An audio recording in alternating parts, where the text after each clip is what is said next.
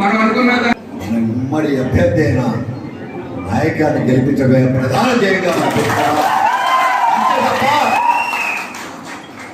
కుమ్మలాటలు వద్దు, ఎవరి పెత్తనం వద్దు. ఈ రోజు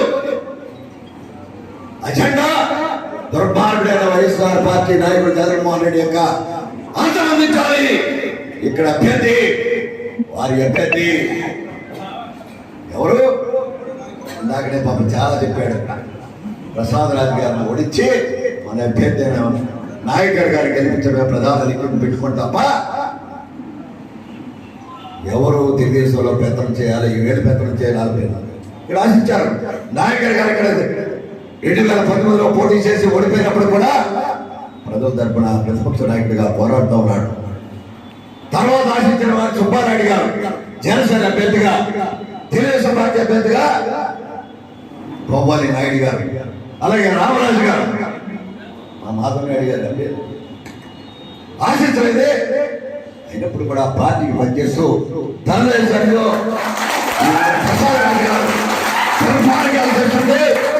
ఎండగట్టిన నాయకుడు ఎవరు? మాధవ నాయుడు గారిని తెలుగుదేశం పార్టీ మెయిన్ ట్రాక్ తీసుకొస్తాం.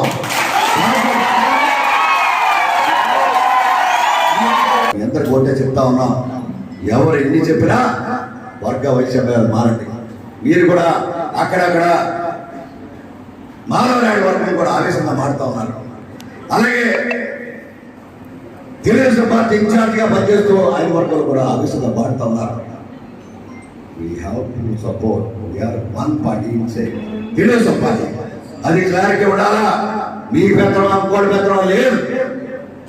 అందరూ కూడా ఇవాళ we are a team of Telugu Desam party to win, to support.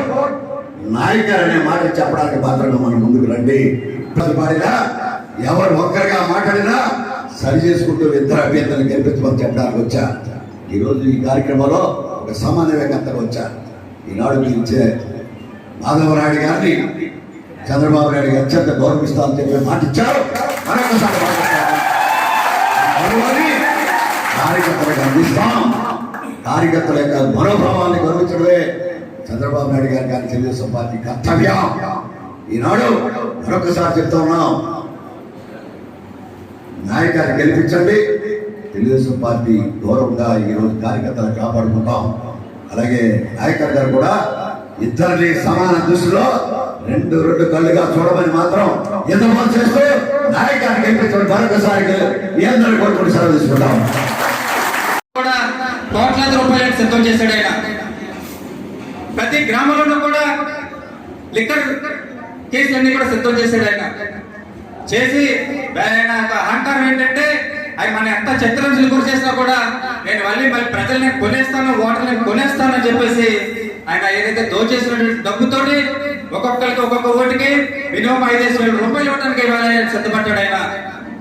అదే ముందుకెళ్ళొద్దు. వేళ ఒక సామాన్యుడు, మధ్యతరగతి కుటుంబీకుడు, అగ్నికుల క్షత్రియుడు, మన మధ్యవాడు, మన అంతర్వాడు, వీళ్ళ ఆర్థికంగా ఎన్నో ఇబ్బందులు ఉన్నటువంటి వ్యక్తి, వాళ్ళ అధికార పార్టీ వాళ్ళు దోచేసినటువంటి డబ్బు ఏదైతే ఇస్తారో అది మాటకి ఇవ్వలేడు. అయినప్పటికీ కూడా మనందరం కూడా పేరున మన భుజాల మీద ఎత్తుకుని ఆయన అత్యధిక మెజార్టీతో గెలిపించాల్సిన అవసరం ఎంతైనా ఉందని చెప్పేసి ఈ రకంగా ఉన్నామంటే, ఉత్సాహంగా ఉన్నామంటే, పనిచేయడానికి ఎప్పటి నుంచో ఉత్సాహపడుతున్నప్పటికీ కూడా కొన్ని దుష్ట శక్తులు ఆటంగా పడుతున్నప్పటికీ కూడా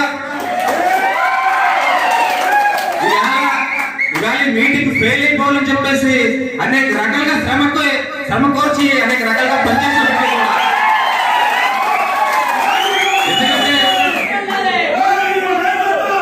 ఎందుకంటే ఈ సమయంలో మనకి ఏం కావాలంటే, ఈ సమయంలో మన అందరికి ఏం కావాలంటే మన అభ్యర్థి అయినటువంటి గుమ్మడి నాయకర్ గారు, అదేవిధంగా శ్రీనివాసవర్మ గారు ఎక్కాలని మనందరం కూడా కోరుకోవాలి. దానికోసం పనిచేయాలి.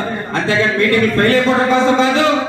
మీటింగ్ ఫెయిల్ అయిపోవడం కోరుకుంటే కనుక మన గొయ్యి మనమే తీసుకోవడం అవుతుంది తప్ప అది మా ఆధ్వర్యంలోనే కాదు, రేపు మీ ఆధ్వర్యంలోనే సరే మీరు మీటింగ్ ఏర్పాటు చేస్తే మేము సక్సెస్ చేయడానికి సక్సెస్ అవ్వాలని కోరుకుంటాం తప్ప ఇలాగే ఎవరికి కూడా ఫోన్ చేసి మీరు మీటింగ్ వెళ్తారు మేము ఎప్పుడు చెప్పాం, మీకు చాలా తప్పిది. మనందరం కూడా ఉమ్మడి అభ్యర్థులైనటువంటి నాయకర్ గారిని శ్రీనివాసరావు గారిని గెలిపించే విధంగా మనందరం కూడా ముందుకెళ్ళాలి. వాళ్ళు ఈ రకంగా మీ అందరి మధ్య కూడా మనందరం కూడా సంతోషంగా ముందుకెళ్ళడానికి వాళ్ళు ఉన్నామంటే దానికి ప్రధానమైనటువంటి కారకులు మన పీతల సత్యనారాయణ గారు. మార్గం పరిపాలన పోవాలంటే మనందరం కూడా కష్టపడాలి. నర్సాపు నియోజకవర్గం మన కూడా అభ్యర్థులను గెలిపించుకోవాల్సిన అవసరం ఉంది. మన రాష్ట్రానికి ముఖ్యమంత్రిగా చంద్రబాబు నాయుడు చేసుకోవాల్సిన అవసరం మన రాష్ట్రానికి ఉంది. మన మోడీ గారిని కూడా మనం ప్రధానమంత్రిగా కూడా చేసుకోవాల్సిన అవసరం ఉంది. కాబట్టి మనందరం కూడా కష్టపడి మన సోదరుడు మాధవనాయుడు గారితో కలిసి రాబోయే 5 సంవత్సరాలు మీరు నన్ను గెలిపించుకున్నా, ఎమ్మెల్యేగా మీరు నన్ను గెలిపించినా సరే ఆయనతో కలిసి నేను ఉంటుంది. 24 గెలిచిన తర్వాత కూడా మీ అందరి సహకారంతో మాధవనాయుడు గారి సపోర్ట్ మీ అందరు కూడా అన్ని రకాలుగా కూడా ఎమ్మెల్యే నేనైనా సరే మాధవనాయుడు గారు కూడా మేము ఇద్దరు కలిసి మీ అందరికీ అందుబాటులో ఉన్నామని చెప్పి సందర్భంగా తెలియజేస్తున్నాను.